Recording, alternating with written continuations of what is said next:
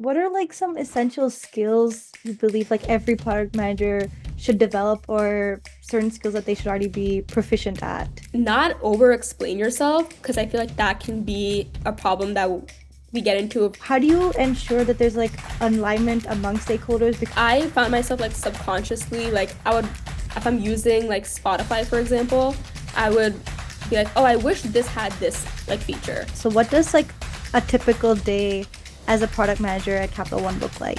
So I've always had an interest in both business and technology. There's always going to be a better way to do Mhm. something, but just because there is a better way to do something doesn't mean that it should be done right away.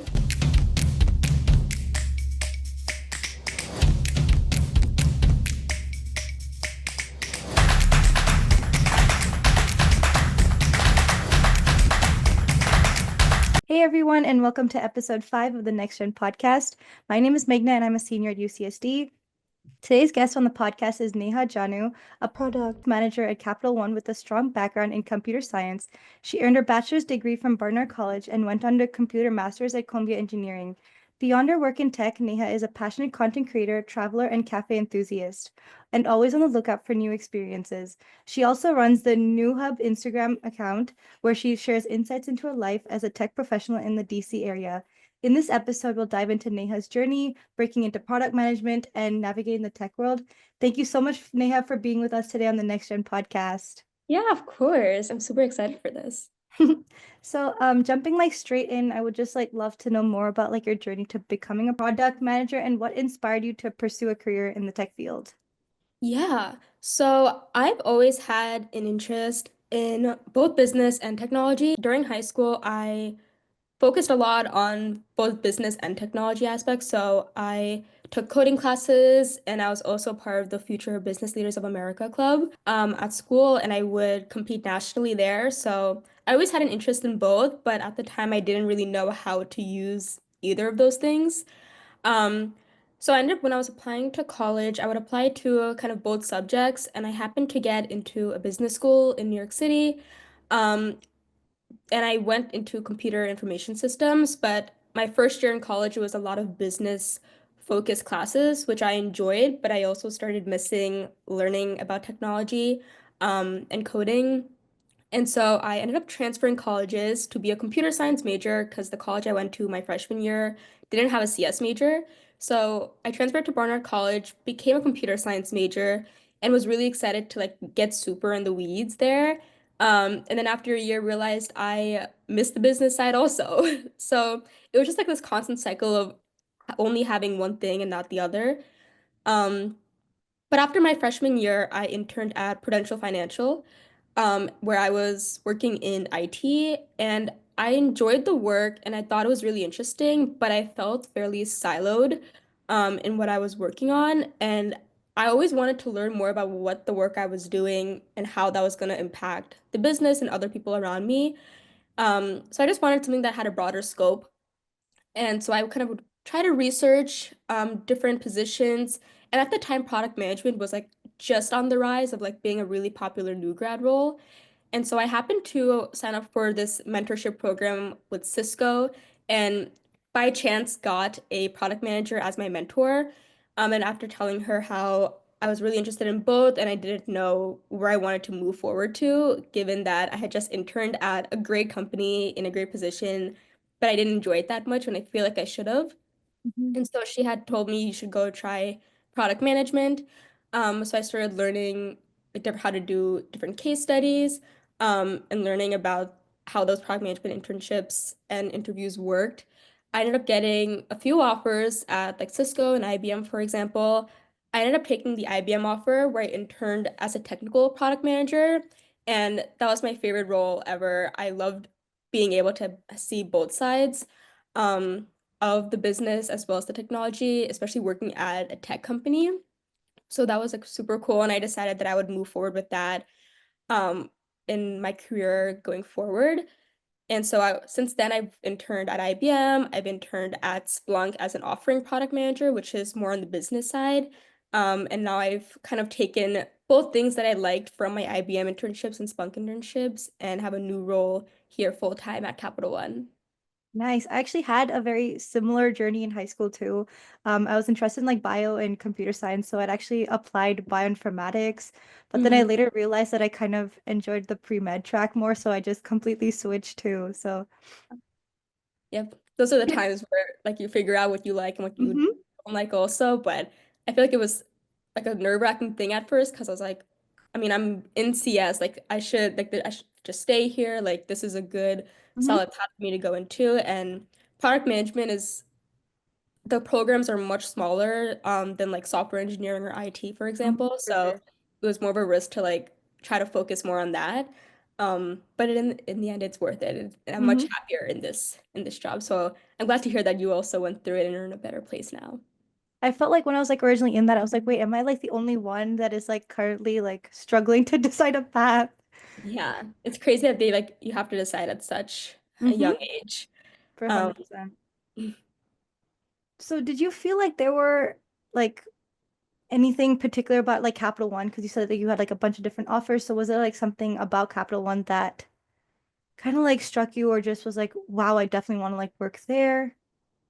yeah, so.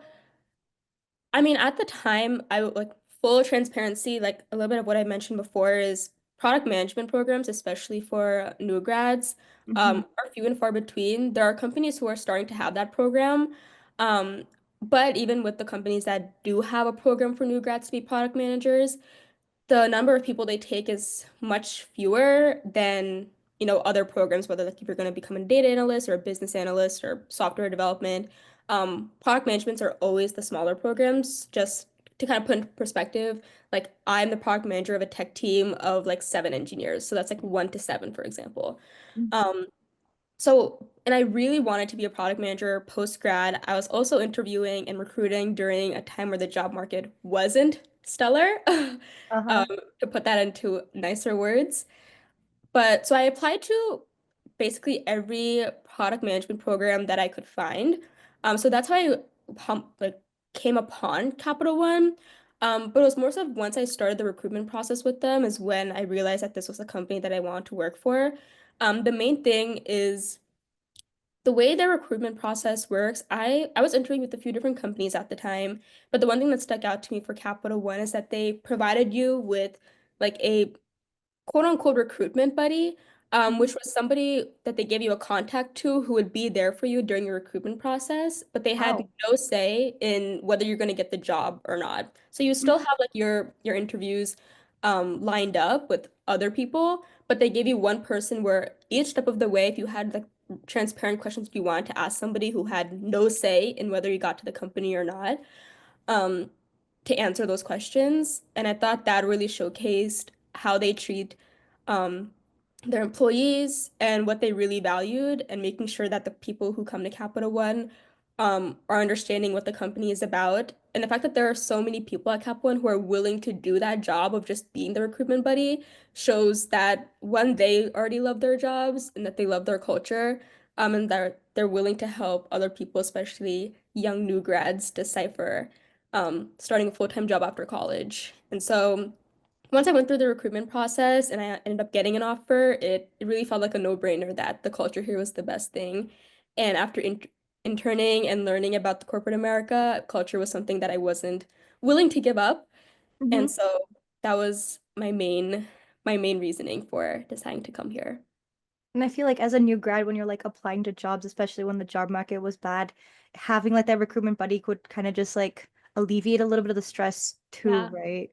Yeah, exactly. It was really nice, and it was just like such a comfort where like I get nervous for these interviews, hmm and they were like a friend to me, and I'm still in contact with them once I've joined the company as well, and they've acted as mentors still, so it's not like they were just there for that process. They're there as long as you want them to be there. So super super nice people here. That's nice that they actually like had that kind of aspect to it too. Yeah. Yes. So you mentioned like there was like the job market and just the competition, but were there like any pivotal moments or challenges that kind of just shaped your career path to like what it is now? Yeah. I mean, the recruitment process was hard, but I think, especially like you said, the job market wasn't great, and there are times where you're kind of feel like I've worked so hard. I've interned at like multiple companies, and you'd think I would have a job by now, and I don't type of Mhm. scenario. Um, I think for me, I through my internship experiences, I knew that I was a good product manager, and I knew that like the talents and the skills that I had really fit into that role. I really loved being able to like be in the decision making process and learning about all aspects of the business and using all of that to make decisions. And then having the technical aspect where I can work with my developers on like the best ways to solve things for our customers and learning about how the stuff we do helps them. To put that like into perspective a little bit, at Capital One, I work in card recoveries. So Mhm. it's working with a lot of people who like either are in debt, they filed for bankruptcy, they have like family members who have passed away. So these are all customers who are in a vulnerable state, Mhm. but you still have like a credit card and there's still debts involved there, and you would think that like a bank isn't gonna be the nicest to these types of people that they just want to collect on their money. Mhm. But working in this sector really made me learn about like how our processes work to make people feel the most comfortable, to not force people, to make them want to be more financially responsible, not only for themselves, but for their families. And so noticing what I can do as a product manager and the decisions I get to make to help those people is something that really helps put into perspective the role that I have here. And I think so far, like product management has given me both on a professional level, things that I want to learn about, but on a personal level also, you work with so many different people. Mhm. Like for example, just today, I worked with the tech team, I worked with legal and compliance, I worked with my business and data analysts, all within this morning. And they're all such different people with different skill sets, and being able to be surrounded by them and learn from them every day is super pivotal, I think, especially learning and starting a career at a young age here. So I think those are kind of some top things that I would say. Nice. So you mentioned that like you work with like a bunch of different divisions and people with like different experiences and backgrounds. So what does like a typical day as a product manager at Capital One look like? Yeah, I think this is a hard question because like every day is like Mhm. somewhat the same, but also like fairly different. So for example, like this week, a lot of like my tech team is releasing a new feature. And so a lot of my work has been talking to legal and compliance about releasing a new feature, having stand-ups every morning with my tech team, getting their updates, making sure they're not blocked on anything so that they can move forward with their day. If they are blocked, I'm going to different directors, whether on like the product side or the tech side, to ask them questions and get decisions made so my tech team can move forward with building. Um, Also working on like different side projects. So for example, I've done research in like the legal space, but I've had no legal background at all. But Uh-huh. legal stuff is a part of, working at a bank and releasing features Mhm. online or an app or things like that. Um, so I feel like a day by day, you're talking to all these different people to help make decisions and move progress forward. So I would say at a high level, that's what it looks like, but you're always working on different aspects every day that it's hard to like Mhm. decipher. But that's a little bit of what my day, at least like today, the next few days will look like. So you kind of like said that you work with like the legal without like a legal background. So do you have like do you do like prior like research or how do you like learn about the different aspects because it's it's impossible and it's difficult to know every single aspect of such a big company. Yeah, yeah, it is. Um, One, yes, so there's you work with legal and compliance because to in order to like release anything or to build anything new, especially when you're at a bank and it affects a lot of people, you need to Mhm. go through legal and compliance to make sure that you're not missing any rules or regulations that you need to be put in place before you showcase anything to customers or to the outside world in public. Um, so as product managers, that's an important thing to know is that you need to get approvals from legal and compliance. Mhm. And you need to know when to do that. And so as long as you know like kind of those two things and you know what you need to go to them for, um, the rest usually falls more into place. So for example, I needed legal and compliance to sign off of I'm gonna make up a feature for the sake of not Mhm. revealing anything. Of course. But say I want to like put in a new button, Uh-huh. like deposit money or something on the Capital One app. I need to go to legal and compliance. I need to know compliance needs to sign off on this. Hmm. And I need them to do it like a month in advance. And I need them to make sure that everything that like give them a list of everything that this button will do and how it'll affect everybody. Um, and as long as I know what to give them and when, and then having those conversations and knowing when to have those is the most important factor. And then once you're working with legal and compliance, they will help you along the way of like, I need you to go get X information from X person, or I need Hmm. you to get numbers from your business analyst about this aspect so we can put that in the contract and things like that. So I think it's more so you will learn when you need to go to people at what point. I think that's a lot of what the product management job is not having to know everything, but knowing who to go to and when for it, is the important aspect here. Okay, yeah, that makes sense. So you mentioned like you're releasing like a feature this week. So how do you like prioritize features or like initiatives for a certain project or like Yeah, product?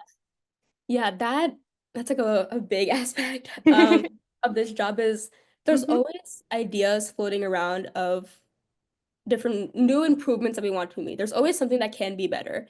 But we obviously there's capacity, like your tech team has to have a certain capacity. So, for example, my tech team, there is a percentage of their capacity that is solely for improving the like underlying like code base, for example. If they need to like be up to par on a certain version of technology, that's like one aspect, one group of work for my tech team. Another one will be like this new feature and allotting development capacity. So as long as that's there, that's important.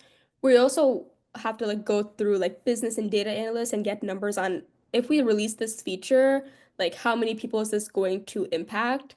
How many Mm. people's like experiences are going to be better? If I have one feature like a button that's going to like better 65% of the customer experience, and I have another button that's only going to make 40% of the customers happy, that's another way to figure out or prioritize which one is better.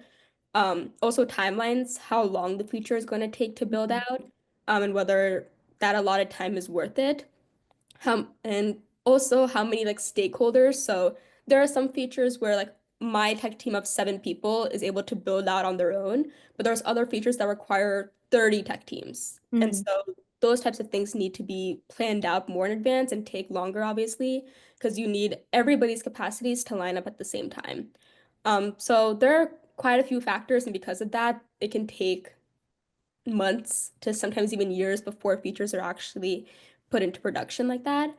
But that is a super interesting thing to look into is how do we figure out when to build what? Um, Mhm. but yeah. So what is like the typical approach to solving said problems when you're like launching or like refining a product? What is like the typical approach? Yeah. I think it depends. And I feel like that's a lot of like what a product manager will say is that it Hmm. depends because there's so many different aspects. Um, but for example, if like we have like a lineup of features that we want to release and we have like competitors and we see that our competitor is starting to put out a feature where you can deposit money without pressing a button or something, like that's definitely not something we'd ever do. But just as an example of like our Hmm. competitors doing that, and we see that other competitors are also following suit on that, then us as Capital One have to think through, should we also be doing that to be on par with them?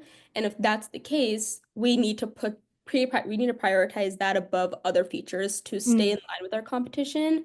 And then we can look into features that put us above our competition.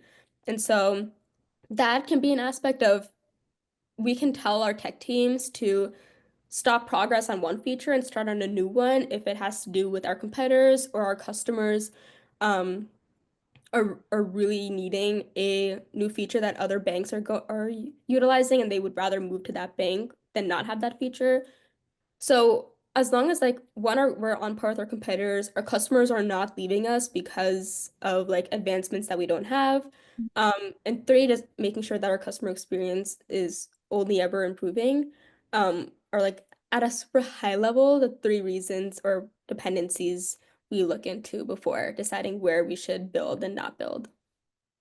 Okay. So when you like, can you give me like what is like an example of like a product or like a project you've like recently worked on and your role in like the success? I know you have like a team of like 7 people, but Mhm. and it doesn't have to be like extremely like specific. It can be very broad, not detailed like at all, but just in general.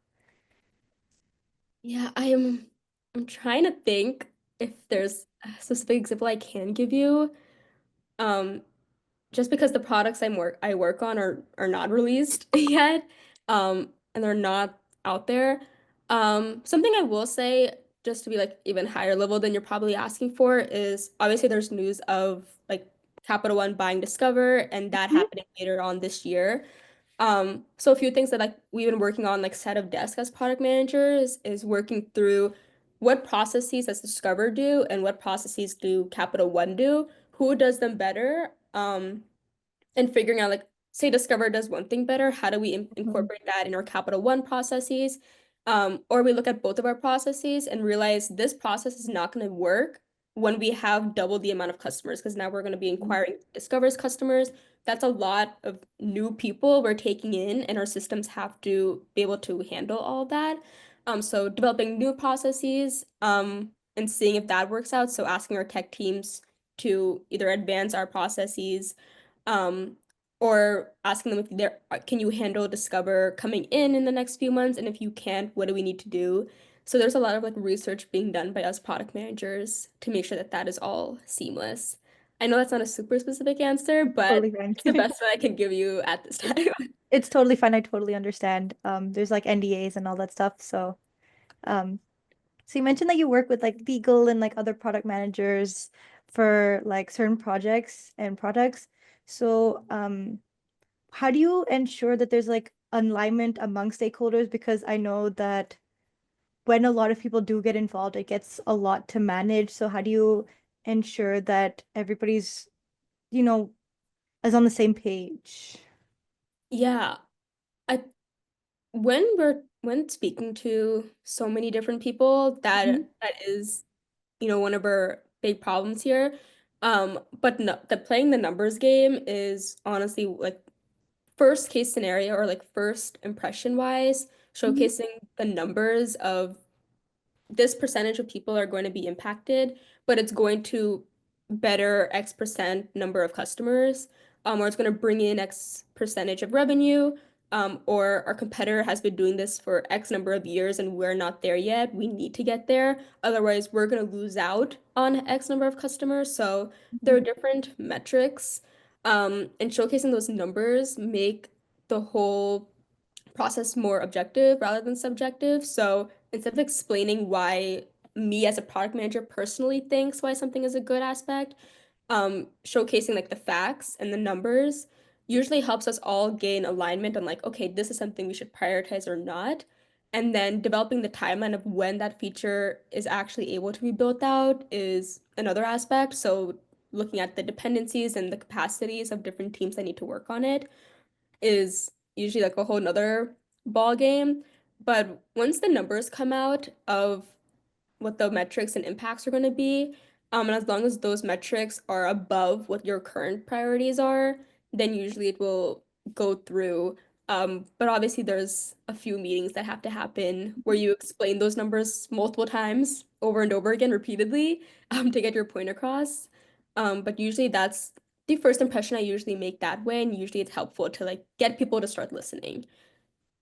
Okay. So you work with like a bunch of different teams. So like say we're going back to like that hypothetical situation of like easily deposit money using like a button. So with that whole like example, say you found like a new innovative way, what is the process like from that idea to actually to execution and releasing that feature? What is kind of like that process?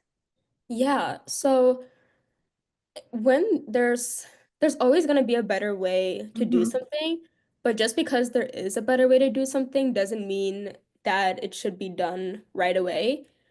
So in the scenario that you like truly believe that this new development is something that needs to happen, or like, we're going to lose out on business, or customer experience is going to decrease, Um, Usually you go, at least like for you go to like either your manager, your director, someone on the higher up, and you propose that solution, or you propose it to your broader org or your current team and get feedback.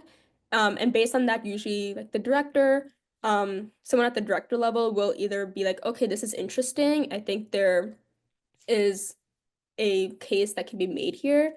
Then that usually goes up to either like your VP level.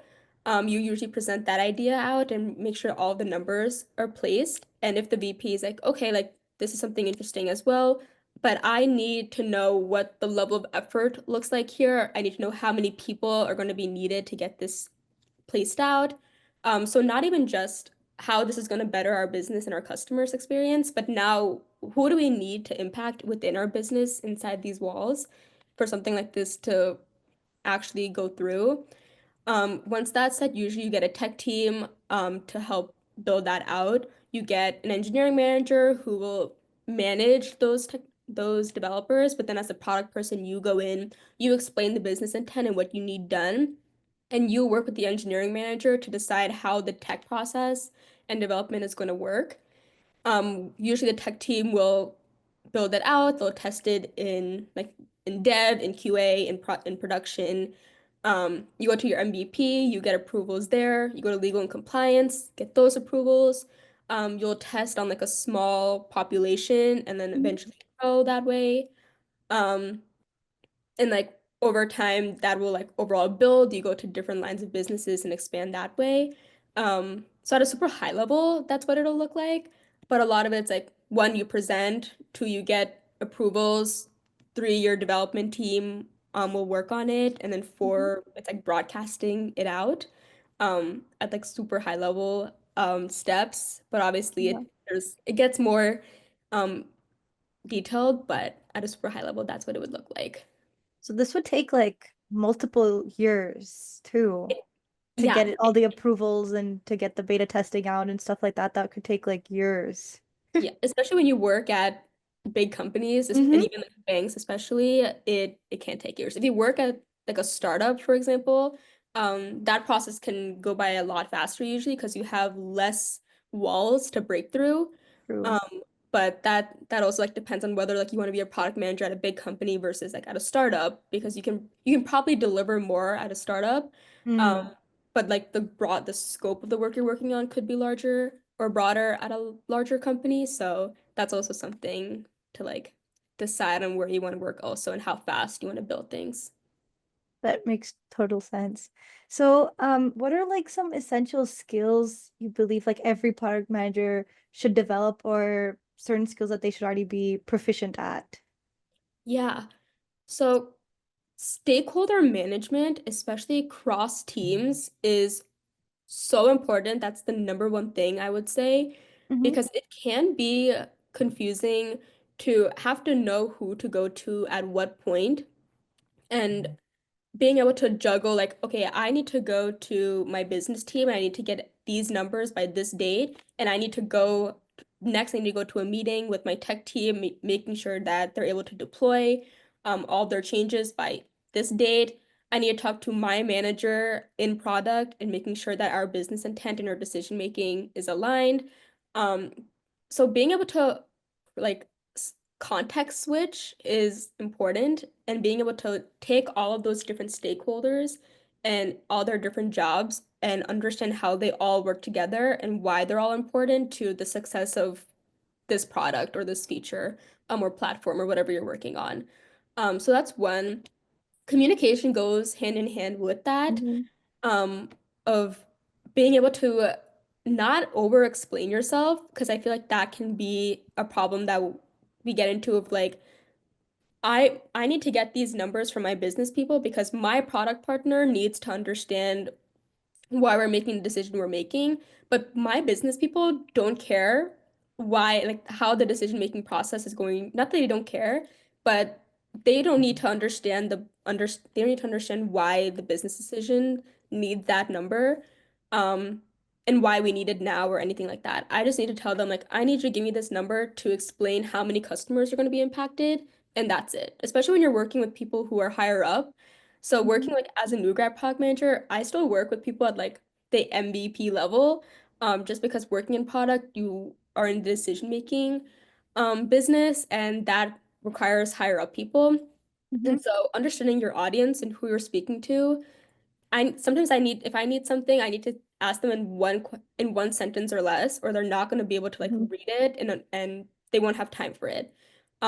So that's something of like just understanding who you're working with and how to communicate with them specifically, and remembering all of that while you're context switching. And dependent on where you work, so for example, my time here at Capital One, I work with a tech team every day. But when Mhm. I was a product management intern at Splunk, I was an offering product manager. So I worked mostly with like sales and marketing and not with the tech team. So being technical, and having a technical background wasn't too important in that role, but it's super important in my role here at Capital One. Mhm. So making sure that if you're going to be working with the tech team, that you have some sort of technical background.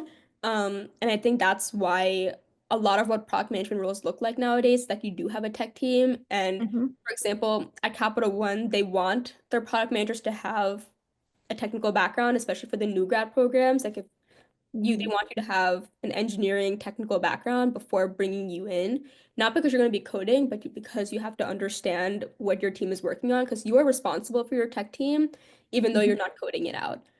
So For being sure. able to like if my VP on the product side doesn't have a CS degree, but he needs to understand what's going on. So I need to be able to understand what my tech team is going on and then being able to communicate that in a way to my product VP that is not like just technical jargon that he doesn't know about, but he needs to understand what's happening.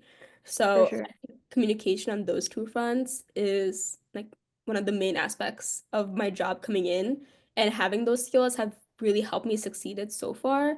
And I think all the other skills that are necessary are things you kind of like learn on the job and can vary Mhm. um, based on company and based on team. So I would say like those three things are the top that I would say going into like interviews that you should be confident in. So would you say like somebody that is not, say, like a tech degree, that doesn't have a tech degree or not, doesn't have a tech background, would you recommend them to, if they're interested in product management, would you recommend them to still kind of pursue the path, or would you recommend them to do like an internship or kind of just get like external stuff as well, even if they just know like the basics of tech? Yeah. So as long I don't think it's necessary where you have to like go to college and you have to study computer science or like engineering or any of that thing, Mm-hmm. anything of that sort. But you do need to have an interest in technology or an interest to learn about it. So, for example, my freshman year of college, I wasn't a CS major, but I got an internship in IT because I got a certification in Splunk on Mm. like the side. So even though I wasn't having a technical major at the time, because I had showcase that I'm learning. I'm getting a certification in like a Splunk languages, um, and you can see that I'm interested and that I'm going out of my way to learn about the new technologies. That was what got me through the doors is when I didn't have a CS major. So I wouldn't say that if you're not technical right now, you shouldn't go into product management. But I will say that you need to showcase in some Mhm. way that you are interested and you are learning about it, whether that's joining a club in college or doing certifications, whether like in AWS or Splunk or Mhm. Bloomberg or anything of those sorts.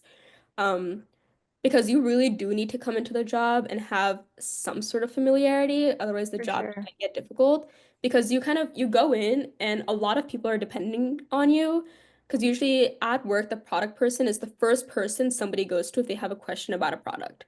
So if you are not familiar right away, or at least have something to grasp onto, that can Mhm. make the job difficult at times. So I would recommend showcasing somewhere in your educational journey that technology is a part of that. Okay. So I know you've like talked like a teeny bit like about it, but just like a little bit more like broader, or just like a couple of examples. Like, what advice would you recommend or give to somebody aspiring to break into PM? Yeah, I would say wanting to break into PM for me, the first steps I took is one, speaking, like having that mentor who was in product Mm-hmm. management explain her role. but also talking to multiple people who have that job because product management looks different everywhere you go. I've been a product manager at three different companies now, and every one of those have been a vastly different experience.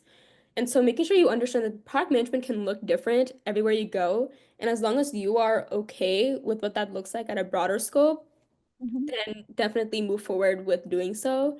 Um, the next thing I think is I used resources like Exponent um, religiously. I would watch mock interviews all the time and practice um, different case studies Yeah. um, to help me with those. But while I started doing that, I found myself like subconsciously, like I would, if I'm using like Spotify, for example, I would be like, oh, I wish this had this like feature. And I would just Mm. like put that on my notes app. And those, I just became somebody who wanted to see how I could improve everything that I was using. If something bothered me about, like, for example, like I was using Notion in college. Mhm. And sometimes I would want to like work on a Notion page with my friend the same way you work on a Google Doc, where you can see Mhm. that they're online, you can see them actively working on something. And I really wish Notion had that. And I was like, oh, like, okay, cool. So when you're doing your like product management interviews, one of the like most popular questions you're asked is like, what's your favorite product and how would you fix Mhm. it? Or like, and what's your like Mm. least favorite thing about it and how would you fix it? And I was like, oh, like I was just thinking about how I wanted Notion to have this feature.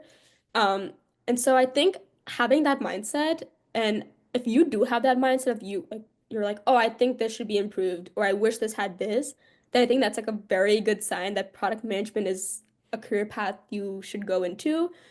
Because that's a lot of what product management is finding problems and then figuring out a way to solve it.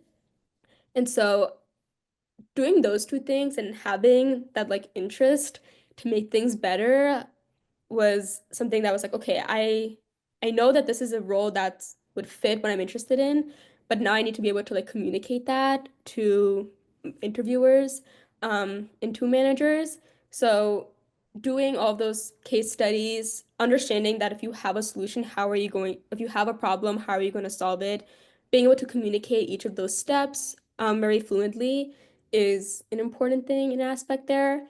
And like I had mentioned before, of like having some sort of technical acumen and working towards having that if you don't feel comfortable there yet, would be like some of my top tips for right now. Okay.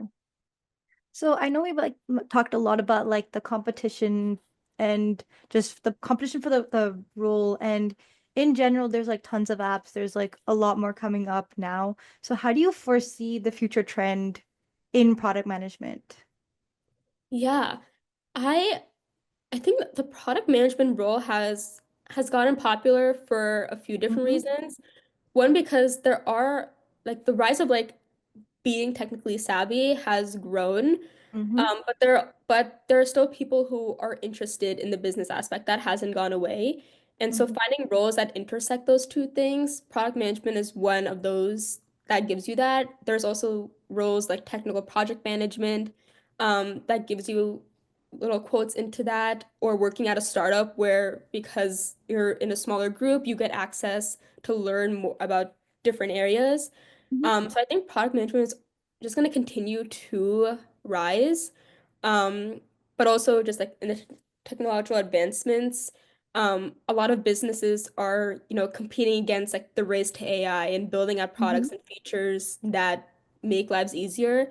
I think with like ChatGPT and all these aspects where companies are trying to like race and beat these AI companies to better Mm-hmm. experiences. Now all these like, for example, like different banks within this industry are trying to figure out ways to utilize that within their own services to help their customers. And more features are just going to get built. These companies are only growing, and I think product management is a role where new grads can learn so much Mm-hmm. in their early days as opposed to learning how to make decisions for a business and not having to wait until you're at a director level and waiting 10 years into your career to be able to have a voice. And I think companies are realizing that young people and us new grads have a new perspective, and implementing those new perspectives into our business decisions is only going to help the business grow at a faster pace. So I think these new grad programs are going to keep growing, especially in product management. These companies see the value in the youth of America, for lack of a better term. Mhm. So I think like that's the path they're on right now. I think it's a great path, and I personally love this job, but I think it's also safe to say, for example, if you have a technical background and being in product management happens to be a little overwhelming given how much scope you're responsible for, you Mhm. always have something to fall back on because you work with so many different groups that you can figure out like, oh, I'd actually rather code out this feature instead of like be telling the developer what to code out. I want to do it. Or you are really more interested in how the numbers that the business people are getting instead of having to ask them for it and using those numbers to make decisions. If you want to make those numbers, now you know, like maybe I should go into business instead of a product role. So I think it's a great role for new grads to go into because you get an eye into so many aspects of the business. And then if you don't like product and it's too much, then you're able to like pick out a different stakeholder role Mhm. and try that out. And it's fairly easy because you have so many contacts to move into whatever role you want to moving forward. And you mentioned like AI and companies competing a lot against that. There's also a lot of companies and like startups that are using AI too. So that's also like a future trend that's coming up too. Yeah, yeah, for sure. I think there's a lot more Hmm. openings for product management because there's so many more use cases now, Hmm. with AI and ML being the forefront. I know, like for example, like Capital wants to like they're marketing themselves as being a tech company as opposed to a bank. And a Hmm. lot of companies moving forward want to be known as a quote unquote tech company. So that means advancing technology at a much faster rate than they ever have before, and that requires a lot more openings and a lot more product managers there as well. That's interesting too. So just the last question that I have, I know you had like you balance like a bunch of different things like work, content creation, traveling, um, cafe hopping and that type of stuff. So how do you like prioritize taking out some time for like yourself while balancing all these different aspects? Yeah, definitely. I got very lucky in the company and the team that I Mhm. started my new grad journey with. At Capital One, they encourage you to go and travel and see the world and experience new things because you come back to work with so many new experiences, and Mm-hmm. especially being in product, you are front facing to customers all the time and making decisions that make their experiences and life better, and going out into the world and learning about different parts of the world and experiencing new people um, is better for you and your mind and your job. And I think Capital One notices that. And so, for example, I'm taking a trip later this week, and my manager is very happy for me to do that. They want us to go out um, and not get burnt out because in product management, you are working a lot, you Mm-hmm. are in meetings a lot of the day. Getting heads down time can get difficult. Um, so whether that's like for me, sometimes I'll put down like focus blocks on my calendar and I'll set up like a meeting with just myself so nobody can put meetings during like a 2 hour block a week that I have Mm-hmm. where I can be heads down and just do the work I need to and not have to like be hopping between calls. So placing those boundaries is super important, but also making sure your interests are still in line and you're Mm-hmm. practicing all of those. So for me, like as best as I possibly can, I am offline between like 5 and 6 p.m., making sure that I keep that boundary where even if I didn't finish what I wanted to finish that day, nothing is ever that deep. We're still all just working in corporate America. You are more important. Your mental health, your interests are more important than this job in corporate America at the end of the day. And so making sure that like I have time where sometimes after work I'll do like a paint by numbers. I'll spend time with my roommate and we'll talk through other life things. We'll watch TV. I'll talk to my family. Those are all things that help you be better at your job. And I think it's important that we remember that doing the things outside of work make us better at work. And also hopefully finding a company and a team that supports that. And I know that can be difficult, especially now with this like hustle culture happening. But work-life Yeah. balance is super important. And if you can't find like if you're not in a scenario right now where your team or your company supports that, placing boundaries yourself, I would say would be like the first step that's super important, while also looking for a place that encourages you to take those breaks because they are more important than you know. And I know beginning and starting a career in this space, because it's like so competitive, you want to over outperform and you think that working longer hours will do that for you, but it does not. Mhm. I think just reminding yourself that taking that time is going to be better for you in the end, on a long-term scale, and that you deserve to be happy at work. And so if that means taking those breaks, then you have to do that for the long-term sake of your happiness and mental health. So that's how I do it, and hopefully that's helpful for anyone who's not in that position right now and can work towards that. I feel like when you said like just being happy at work, when you're happier at work, you just tend to like be more productive too. Otherwise, Yes. it becomes like a chore. So, Yeah, for sure. And like really understanding what you're doing at work and how and being in a team that like helps people at the end of the day, mhm. I can like log off my computer and be like, okay, I work towards something that's gonna make someone else's day better. Is really helpful, like understanding and being okay, like I like my job and there's something at the end of it that I know will motivate me going forward. So being in a place that motivates you also is really helpful for not getting burnt out, and when you are burnt out, being able to convince yourself to take that time off. Thank you so much, Neha. I learned a lot about the field of product management and just your life breaking into tech and post-grad and everything like that. So thank you so much for being with us on the podcast. Yeah, of course. This was so much fun.